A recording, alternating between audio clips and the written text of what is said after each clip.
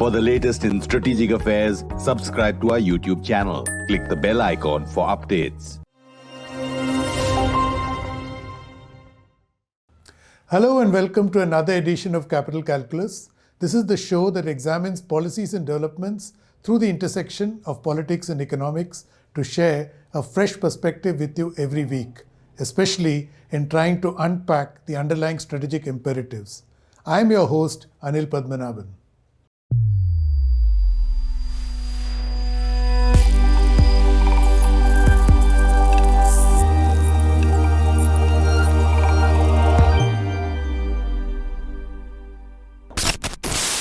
Last week, the Parliament approved a new law on energy conservation. Among other things, it introduces carbon credit trading and binds large consumers, particularly the Indian railways and corporates, to using non-fossils in their fuel mix. This rejig is being done so that India generates an ecosystem so as to meet its net zero commitments.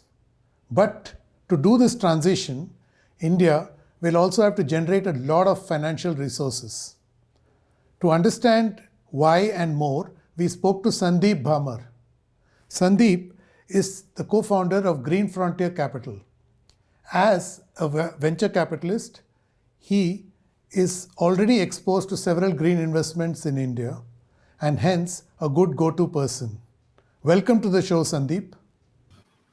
Thank you. Thanks, Anil. Thanks for having me.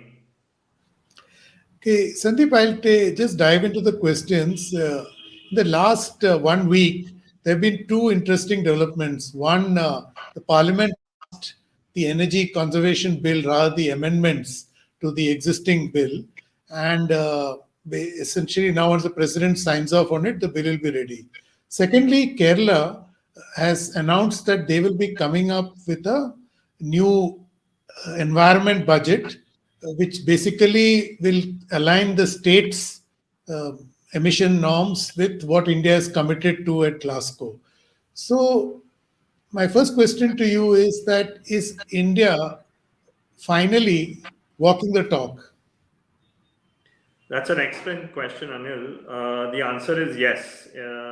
India's commitment to meeting its net zero targets by 2070, and in connection therewith, the amendments, as you've mentioned, to the energy conservation law, whose aim is to facilitate the achievement of the COP26 goals, as well as basically introduce concepts such as the mandated use of non-fossil fuel sources, as well as carbon trading, to ensure that India is able to achieve its emission goals and decarbonization of the economy. And also moves by the Kerala government to calibrate their own environmental budget in line with India's net zero goals is, in my opinion, and akin to not just walking the talk but running the talk. And there are several other things that the government has done and industrial houses are doing, and I'll just share some of those with you, which point out to the fact that things in India are actually moving in the right direction as far as climate change is concerned. Is that you look at single-use plastic, it has been banned. Furthermore, the central government in the energy conservation bill that they've actually talked about in the amendment has given power to the center to specify a carbon trading range to enable carbon markets to reduce carbon emissions by through carbon trading, by setting targets for carbon and greenhouse gas emissions to not exceed 1 billion tons by 2030, by ensuring that 50% of our energy requirements are met through renewable sources by 2030. All of these point out to the fact that things are now moving in the right direction. So that's one aspect of it. On the other side, let's talk about what's happening in corporate India and in industry. You'll find that some of the leading industrial houses, whether it's the Tatas, Reliance, Mahindras, they've all pledged to basically working with the government to achieve, to help achieve net zero targets. They've, as signed a declaration where annually each company will be effectively providing reports to the Ministry of Environment, to basically share with them what they've done in terms of climate friendly actions and activities. So all of those put together actually point out to the fact that India is actually, running actually the talk, not just walking the talk. Okay, Sandeep, you did mention that the new energy conservation bill makes it mandatory that you use a certain non-fossil fuel mix. So, particularly for the large consumers like Indian Railways, the corporates that you mentioned. So, in a way, it also makes them key stakeholders, but also holds them to their word. So, do you think this and the carbon credits trading that you mentioned will actually work in practice? So, Anil, on that front, I would say that there are three stakeholders that actually are required to make this work. Obviously, as you know, the center frames policies, laws, and regulations. As I've said, the large consumers are largely the industrial houses, and I've talked to you in my previous question when I answered it of how they're working. But it may be noted that the Ministry of Environment, along with the Central Pollution, Control Board and the State Control Board, actually are the ones who enforce the environmental laws in India. So therefore, the states play a very very important role in ensuring that compliance with all the regulations and laws are met with, and that the policies of the central government are implemented, because at the end of the day, as you know, the states are the executors of the program and they actually create regional policy to follow through on what the center effectively puts together in terms of laws and regulations. In spite of the same laws being there, if you see, different states have made different progress. Delhi, Maharashtra, as well as Gujarat have done extremely well on the climate, addressing climate issues. But if you look at West Bengal, you look at Rajasthan and Chhattisgarh, they're actually falling behind. And that is because of the fact that their own individual states are not doing enough. So you need that triangular participation of all three stakeholders for it to effectively work. True, Sandeep. Actually, have flagged a very important problem that till the states come on board, the larger national agenda will remain unfulfilled. But isn't that a point of concern that different states have different capacities in this country? So their ability to match the talk of the union government may not be equal as it were. So does it impact the India's ability to attain its climate change targets? Well, there are sticks and carrot approaches that you can actually introduce to ensure that compliance takes place. On the stick side, it's very clear that if you actually do not meet, you're not environmentally compliant, or you're not compliant with the Air and Water Act, or you're not compliant with the EPA, for example, there are civil as well as criminal penalties that can be imposed. So the states can effectively take advantage of those, sticks to kind of ensure that compliance is met with. On the other side, as a venture capitalist, I can also tell you that there have been numerous studies that have been done to show that companies who are compliant from an emission perspective get much higher valuations. So there are carrots in that regard that have been, put in place by the capital markets that calibrate valuations of companies with those that are actually taking the right ESG kind of approaches. And one of the things that I actually do, one day a week, is I actually teach MBA students at the University of Massachusetts on how to incorporate ESG decisions or considerations in their decision making for exactly that same reason.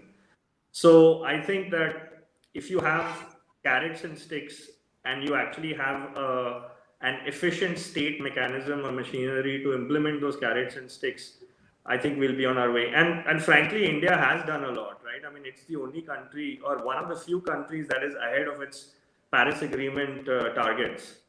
So I think whatever we are doing seems to be working, in my opinion. Okay, so indeed, if this does pan out as you are suggesting, and it becomes a way of life, do you believe it will be like what digitization played out for companies? It became part of the process and culture. So, do you believe climate mitigation, climate tech is the next big thing that companies will incorporate in their functioning?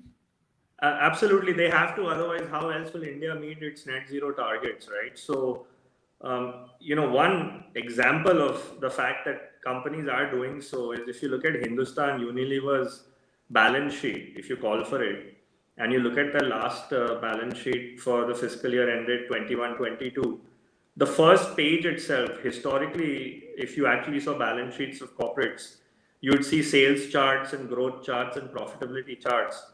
And this time around, what's really interesting is Hindustan Unilever's annual report on the first page actually shows metrics like wastage per employee, energy used per employee. So, that points out to the fact that the largest industrial houses have pledged and are following through because they understand that the climate change and addressing that is the need of the hour. Actually, HUL may be doing it voluntarily, but SEBI should get credit for this because now they made it mandatory that Yeah, and the Ministry of Company Affairs that you correct. have to disclose your ESG commitments in your annual report from this fiscal.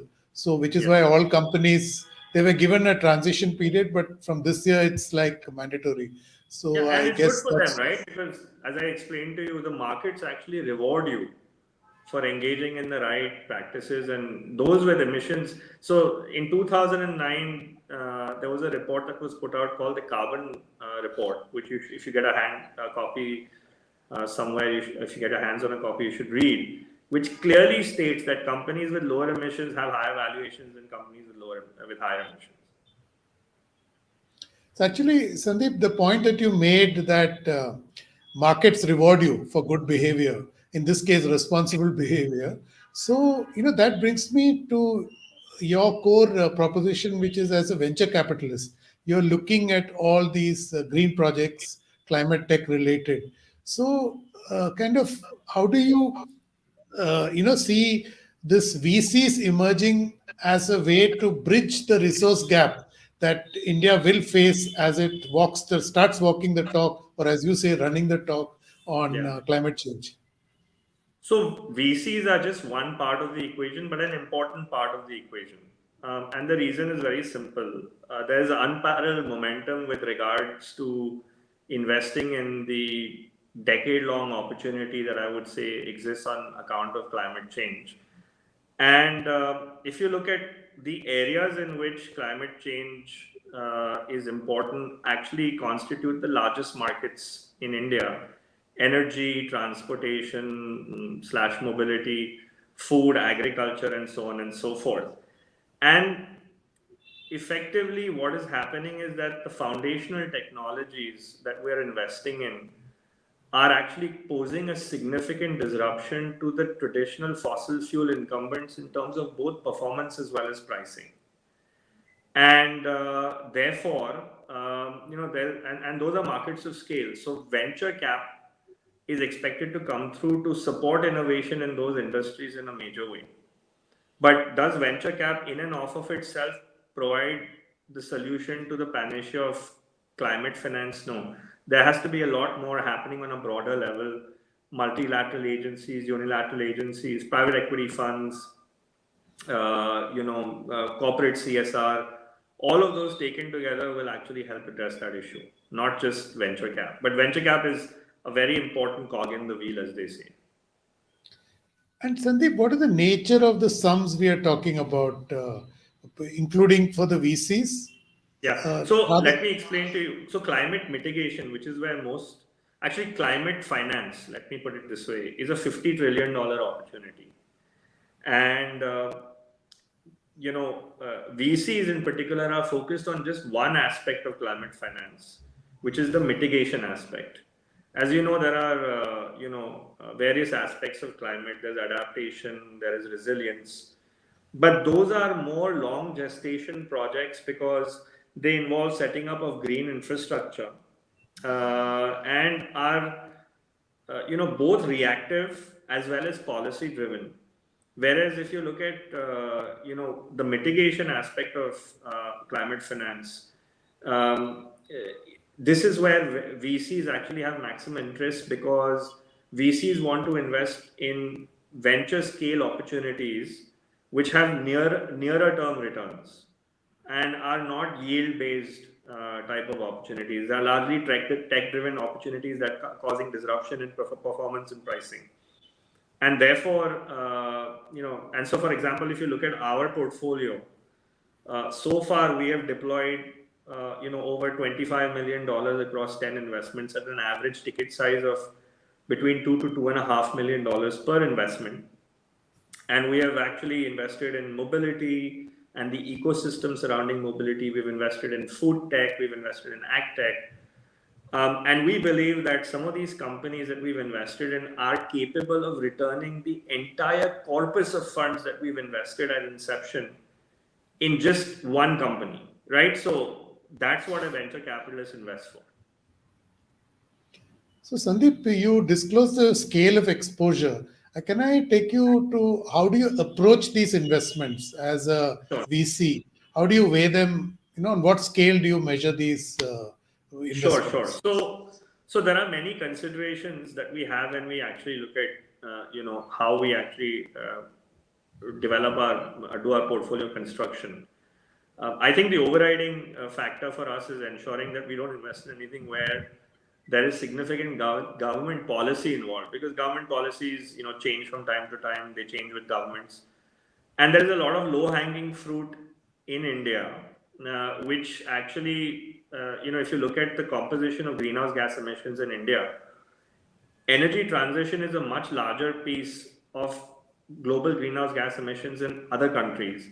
In India, for example, 20% of greenhouse gas emissions actually occur from agriculture, another 20% from mobility, and another 5 to 7% from industrial processes and manufacturing processes. So, and those are areas which are large customer facing markets with large TAMs, as they say in the venture capital industry. TAMs stand for total addressable markets. Companies are growing very quickly in that area.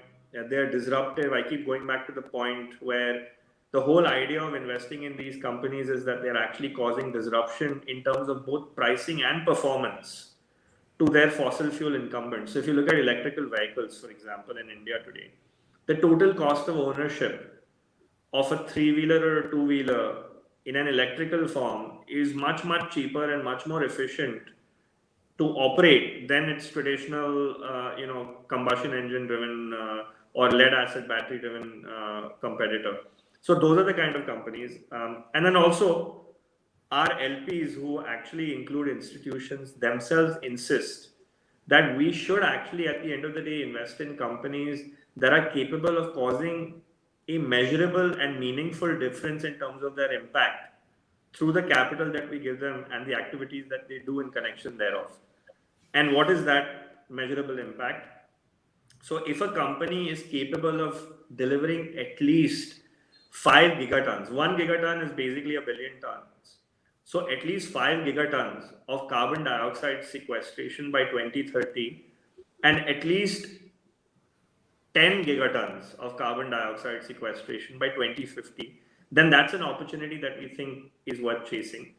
And then finally, as a venture capitalist, it would not be out of context to mention that we actually are looking for companies that have clear exit pathways, because we are not a private equity fund that has the capability of sitting through an investment as an operator over a 10-year or a 15-year time frame, collecting yields through their infrastructure sweating or the asset sweating approach.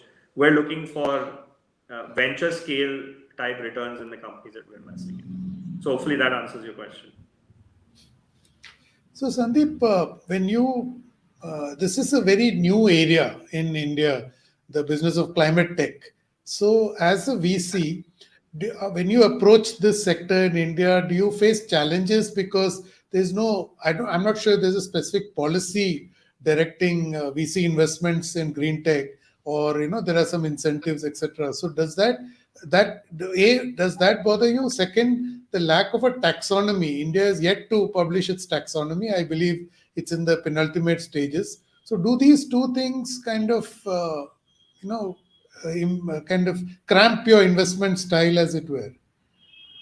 It does, because we are actually at the end of the day a foreign investor investing in India.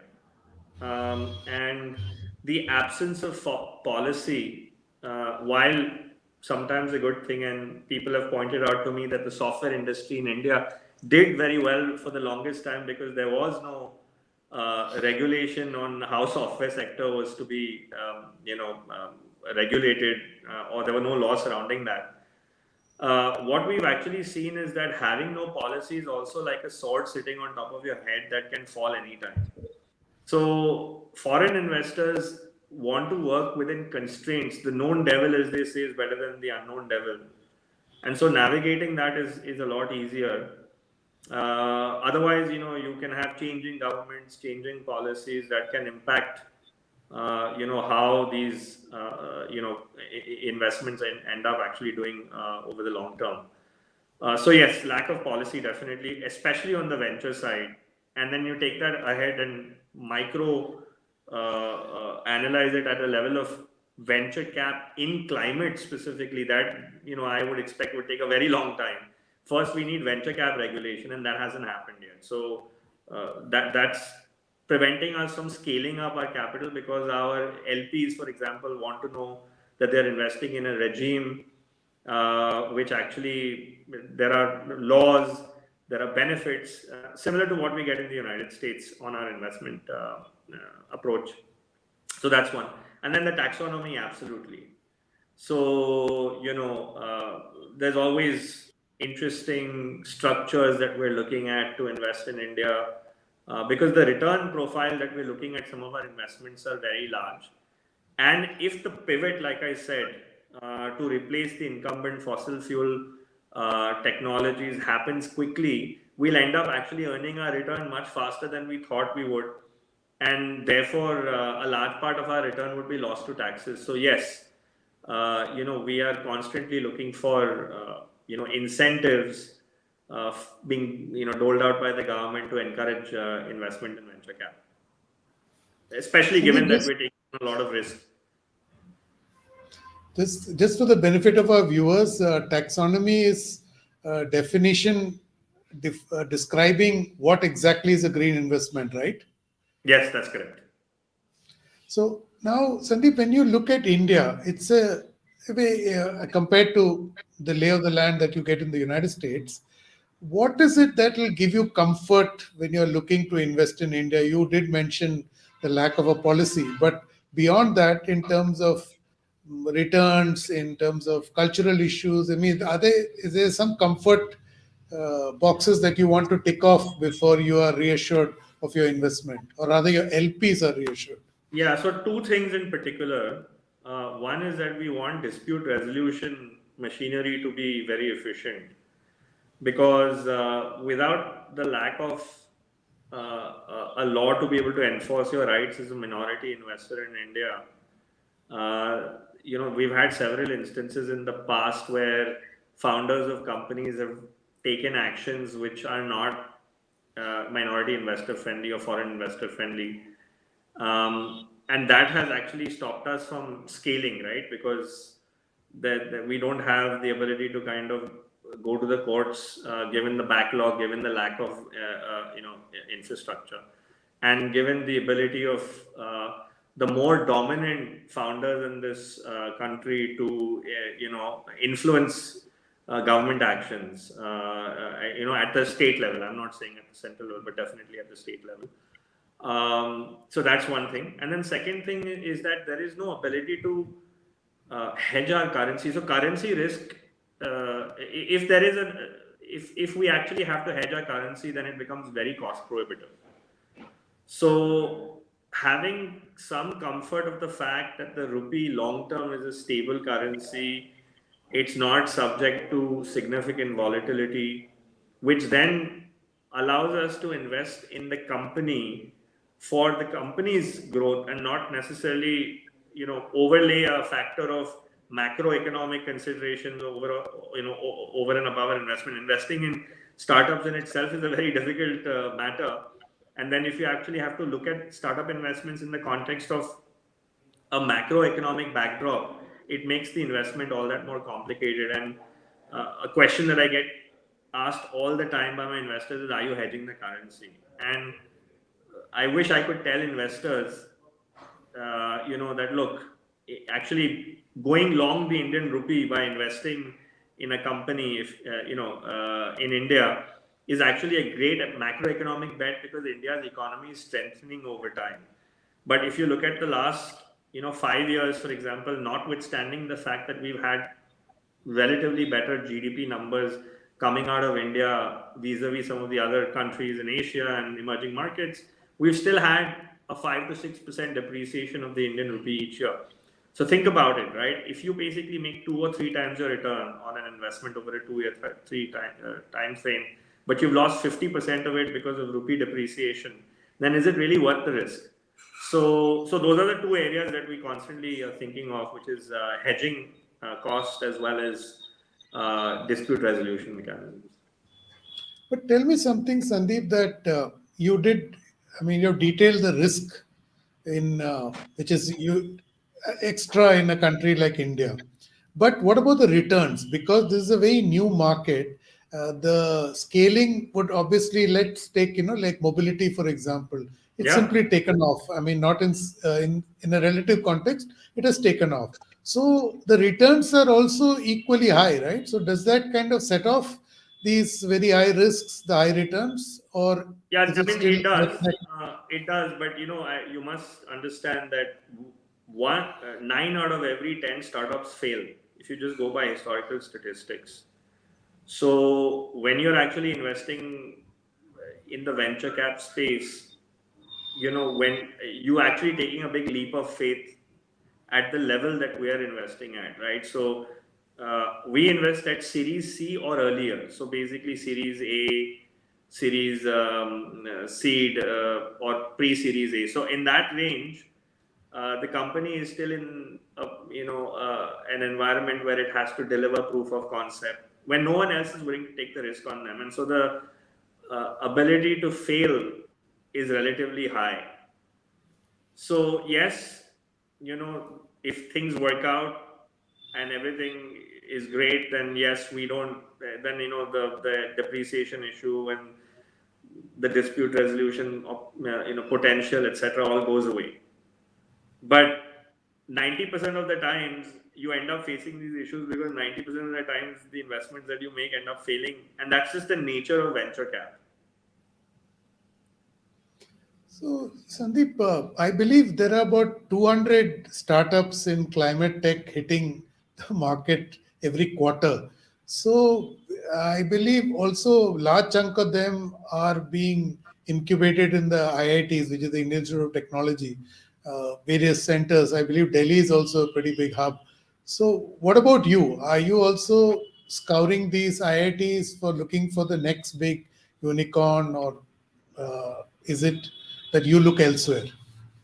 So why just IITs, right? IIMs, Indian Institute of Sciences, BITS. There's a entire educational infrastructure that has been set up which encourages entrepreneurs to flourish there, right? And as you know, one of the reasons why we actually go to the IITs and the IIMs to look for startups is because investors tend to uh, perceive academic intelligence or academic smarts is a proxy for the ability to solve problems, which obviously is the hallmark of startups. There's constant problems hitting.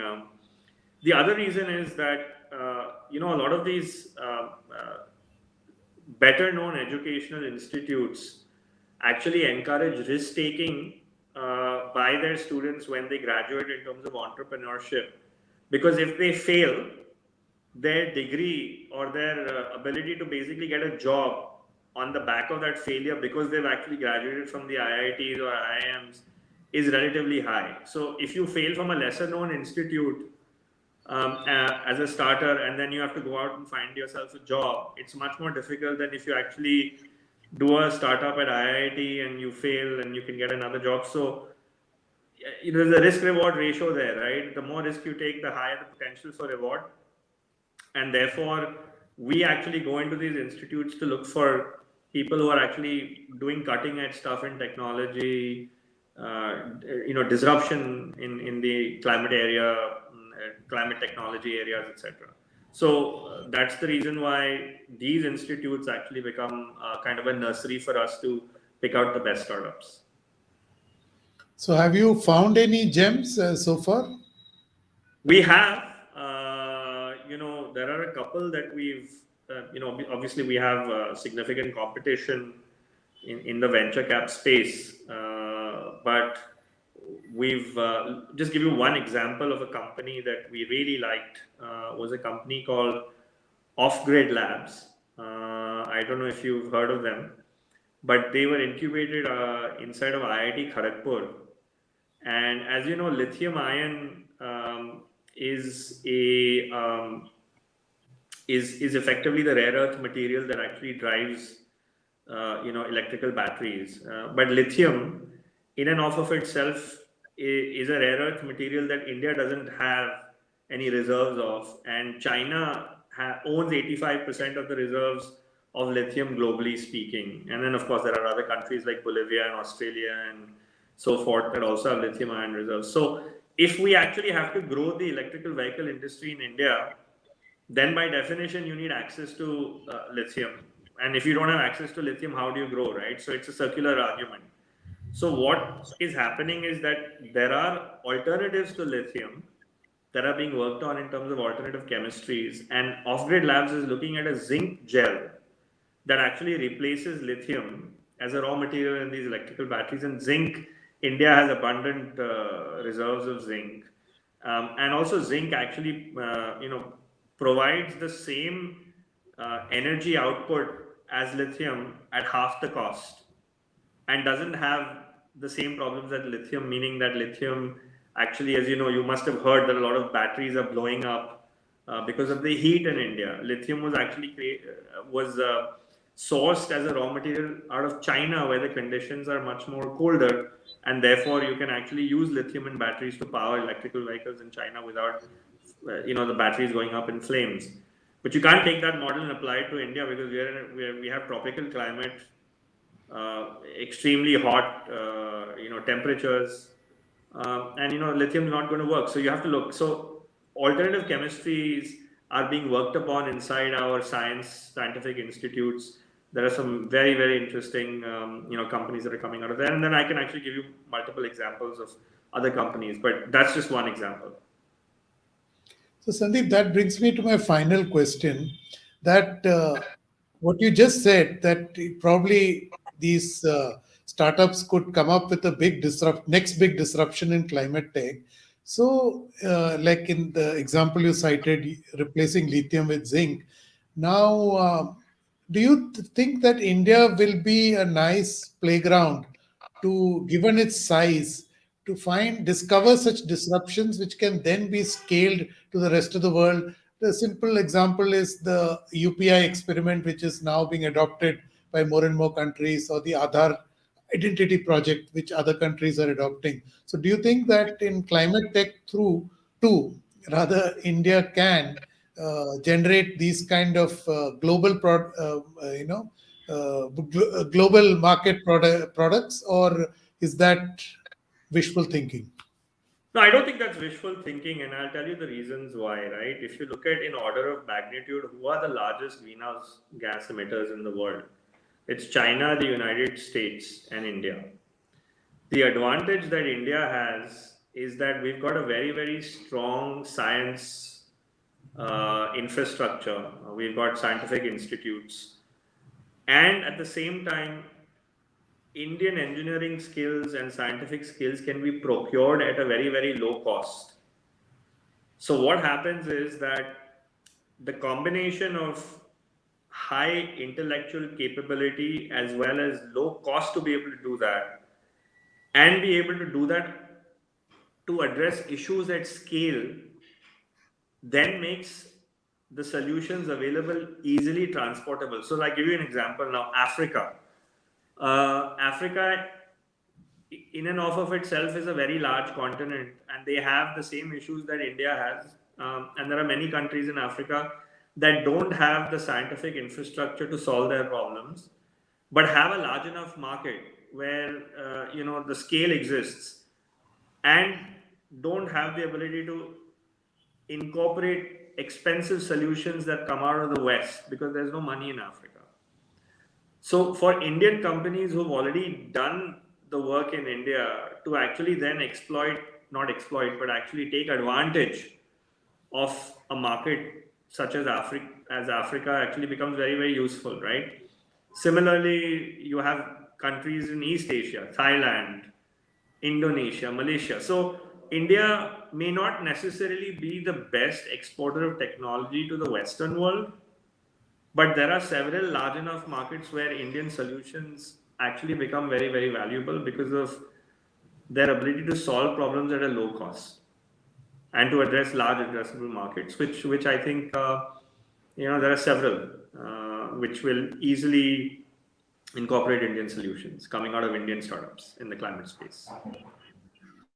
So I guess India will be the innovator for Global South. Anyway, thank you so much, Sandeep, for doing this with us. Great. Pleasure. Thanks very much for having me. There are several takeaways here. First, India is walking the talk on combating climate change. Second, as Sandeep pointed out, India may well emerge as the innovation hub for the Global South on climate tech. Finally, every challenge is also a business opportunity. In this instance, it is about climate tech. The EV market alone is worth $100 billion. As they say, watch this space. Thank you for watching. Don't forget to subscribe to Strat News Global on YouTube. Hit the bell icon so that you don't miss any updates. And please do share your insights and ideas with us. I'm available on Twitter at Capital Calculus. And I'll be back next week with another episode. Till then, stay safe.